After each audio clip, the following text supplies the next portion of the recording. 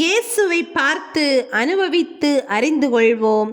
இன்றைய நற்செய்தி வாசகத்தில் பிலிப்பு நத்தனியேலை சந்தித்து இயேசுவை பற்றி கூறுகின்றார்.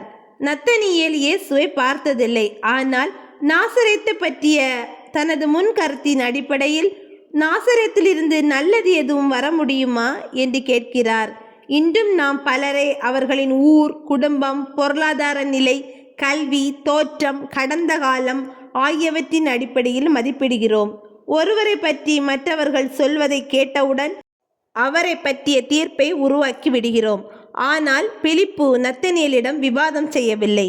வந்து பாரும் என்றார். இயேசுவை பற்றி மற்றவர்கள் சொல்வதை மட்டும் கேட்பது போதாது. நாம் அவரை தனிப்பட்ட முறையில் சந்திக்க வேண்டும். இறைவேண்டலில் சந்திக்க வேண்டும். திருவிவிலியத்தில் சந்திக்க வேண்டும். நற்கருணையில் சந்திக்க வேண்டும். பிறருக்கு செய்யும் அன்பு செயல்களில் சந்திக்க வேண்டும். நத்தனியேல் இயேசுவிடம் வந்தபோது இயேசு, இதோ கபடற்ற உண்மையான இஸ்ரேலர் என்று அவரை பற்றி கூறினார்.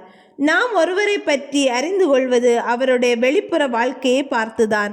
ஆனால் இயேசு நம் உள்ளத்தை அறிகிறார். நாம் பிறரிடம் மறைப்பதை அவர் அறிகிறார். நம்முடைய கண்ணீரை அவர் அறிகிறார். நம்முடைய நல்ல எண்ணங்களையும் அவர் அறிகிறார். சில நேரங்களில் நாம் என்னை யாரும் புரிந்து கொள்வதில்லை என்று நினைக்கலாம். ஆனால் இயேசு நம் இதயத்தை அறிந்தவராய் இருக்கின்றார். அதனால் இயேசுவின் முன்னிலையில் நாம் போலியாக இருக்க வேண்டியதில்லை. நம் பலவீனங்களோடும் சந்தேகங்களோடும் தோல்விகளோடும் அவரிடம் வரக்கூடியவர்களுக்கு நம்பிக்கையை அவர் தருகின்றார். இயேசுவை சந்தித்த நத்தனியேல் தன்னுடைய வாழ்வில் மிகப்பெரிய மாற்றத்தை கண்டுகொள்கின்றார். அதாவது நாசரேத்திலிருந்து நல்லது வரக்கூடுமா என்று துவங்கிய நம்பிக்கையற்ற பயணம் நிறைவில் இயேசுவை இறைமகன் என்று அறிக்கையிடுகின்றார். நாம் இன்று இயேசுவை பற்றி கேள்விப்பட்டிருக்கிறோம்.